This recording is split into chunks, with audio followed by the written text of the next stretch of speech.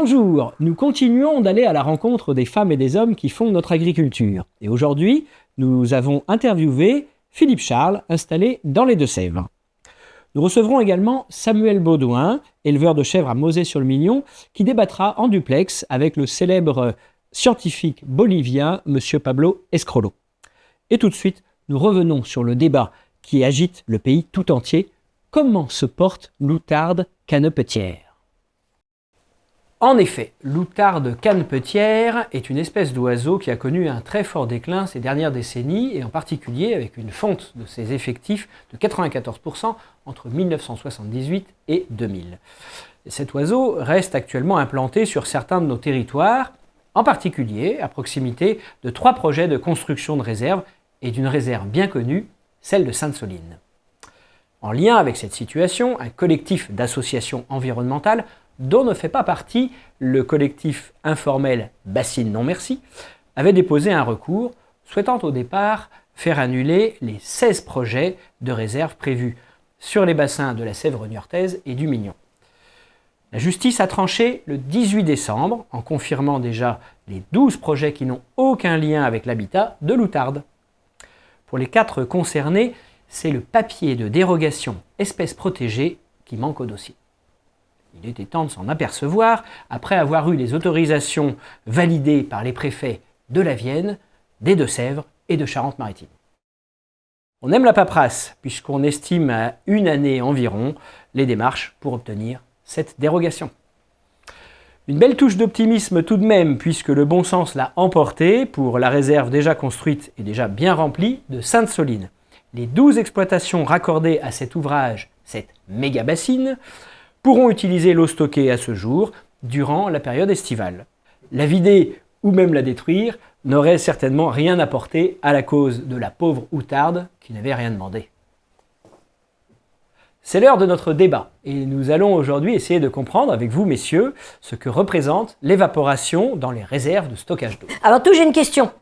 Et c'est une question que tout le monde se pose. Et je l'ai vue de nombreuses fois sur Facebook, y compris sur la page Facebook de Bassines Oui Merci. Quel intérêt de construire ces réserves pour faire s'évaporer l'eau ? Alors, si vous permettez, je vais d'abord vous présenter. En face de vous, nous avons Samuel Baudouin, éleveur, et vous-même, donc Monsieur Escrolo, vous êtes chercheur, si j'ai bien compris. Alors, je reprends votre question pour Monsieur Baudouin. Pourquoi vous construisez des réserves dans le seul but de faire s'évaporer l'eau ? Bonjour à tous, Samuel Baudouin, donc éleveur de chèvres à Mauzé-sur-le-Mignon et donc utilisateur de la première réserve d'eau de la Côte de l'Eau. Alors on entend beaucoup parler du sujet de l'évaporation et il faut savoir que ces installations nous coûtent très cher pour nos petites exploitations familiales et qui ne sont pas du tout... en fait, il y a beaucoup de fausses informations, de fake news qui circulent autour de tout ça. Et notamment sur l'évaporation, on y reviendra tout à l'heure, mais on a des chiffres très clairs et très précis sur ce sujet. Et il faut savoir qu'on n'est pas du tout dans l'optique de faire quelque chose pour que l'eau s'évapore. Nous, on a besoin de cette eau qui est vitale pour nos exploitations. Du coup, ce qui nous intéresserait, ce sont les chiffres. Et de toute évidence, vous n'avez pas les mêmes. 60%. 60%, c'est ce qu'il faut retenir. 60% de l'eau stockée s'envole avant d'être utilisée.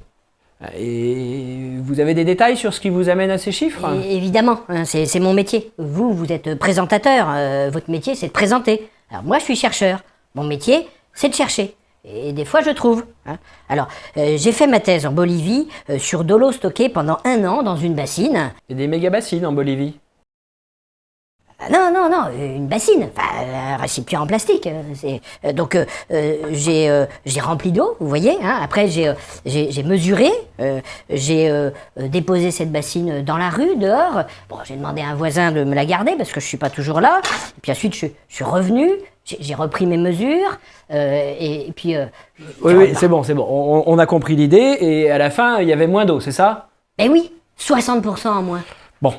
Et de votre côté, Monsieur Baudouin, quels sont vos chiffres et surtout, quelle est votre méthode ? Alors, en Bolivie, je doute pas que c'est un petit peu différent que dans notre Poitou, mais nous, on a des chiffres très précis en fait, parce qu'il y a des compteurs télécommunicants à l'entrée et à la sortie de chaque réserve. Et donc, on le voit chez nous, on le compte depuis l'utilisation de la réserve et depuis plus longtemps chez nos voisins vendéens. Et aujourd'hui, les chiffres ne dépassent jamais 5% et c'est largement compensé par les pluies qui tombent directement dans ces réserves. Merci. Un mot de la fin peut-être ? Je dois partir, moi. Je suis attendu au village de l'eau, mais avant, je fais un petit crochet par la Colombie. Moi, si vous le permettez, j'aimerais bien ajouter quelque chose. Enfin, on voit qu'il y a beaucoup de fake news, encore une fois, qui circulent autour de tous ces projets. Et c'est très important que chacun puisse avoir accès à cette information et aille chercher l'information sur des choses officielles et factuelles. Et enfin, c'est quelque chose qui est vital et vraiment important pour nos petites exploitations de tous les jours. Eh bien, merci messieurs pour votre temps et pour ces éclairages très instructifs. Pour finir notre journal, je vous propose d'écouter le témoignage d'un agriculteur à la retraite, Philippe Charles, qui nous parle de son expérience.